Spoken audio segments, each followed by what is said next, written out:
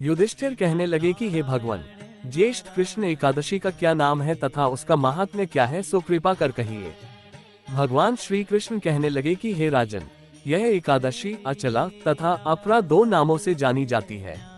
पुराणों के अनुसार ज्येष्ठ कृष्ण पक्ष की एकादशी अपरा एकादशी है, क्योंकि यह अपार धन देने वाली है।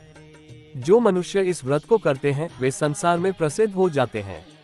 इस दिन भगवान त्रिविक्रम की पूजा की जाती है। अपरा एकादशी के व्रत के प्रभाव से ब्रह्म हत्या, भूत योनि, दूसरे की निंदा आदि के सब पाप दूर हो जाते हैं। इस व्रत के करने से परस्त्री गमन, झूठी गवाही देना, झूठ बोलना, झूठे शास्त्र पढ़ना या बनाना, झूठा ज्योतिषी बनना तथा झूठा वैद्य बनना आदि सब पाप नष्ट हो जाते हैं। जो क्षत्रिय युद्ध से भाग जाए वे नरकागामी होते हैं, परंतु अपरा एकादशी का व्रत करने से वे भी स्वर्ग को प्राप्त होते हैं। जो शिष्य गुरु से शिक्षा ग्रहण करते हैं फिर उनकी निंदा करते हैं वे अवश्य नरक में पड़ते हैं, मगर अपरा एकादशी का व्रत करने से वे भी इस पाप से मुक्त हो जाते हैं।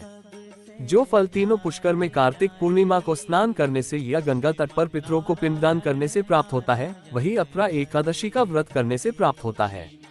मकर के सूर्य में प्रयागराज के स्नान से, शिवरात्रि का व्रत करने से, सिंह राशि के बृहस्पति में गोमती नदी के स्नान से, कुंभ में केदारनाथ के दर्शन या बद्रीनाथ के दर्शन, सूर्य ग्रहण में कुरुक्षेत्र के स्नान से, स्वर्ण दान करने से अथवा अर्थ प्रसूता गोदान से जो फल मिलता है वही फल अपरा एकादशी के व्रत से मिलता है। यह व्रत पापरूपी वृक्ष को काटने के लिए कुल्हाड़ी है, पापरूपी ईंधन को जलाने के लिए अग्नि, पापरूपी अंधकार को मिटाने के लिए सूर्य के समान, मृगों को मारने के लिए सिंह के समान है।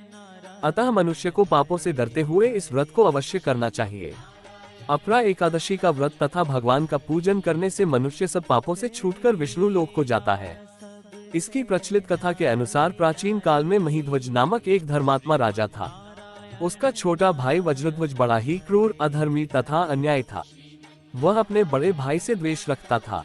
उस पापी ने एक दिन रात्रि में अपने बड़े भाई की हत्या करके उसकी देह को एक जंगली पीपल के नीचे गाड़ दिया। इस अकाल मृत्यु से राजा प्रेतात्मा के रूप में उसी पीपल पर रहने लगा और अनेक उत्पात करने लगा। एक दिन अचानक धौम्य नामक ऋषि उधर से गुजरे। उन्होंने प्रेत को देखा और तपोबल से उसके अतीत को जान लिया। अपने तपोबल से प्रेत उत्पात का कारण समझा। ऋषि ने प्रसन्न होकर उस प्रेत को पीपल के पेड़ से उतारा तथा परलोक विद्या का उपदेश दिया।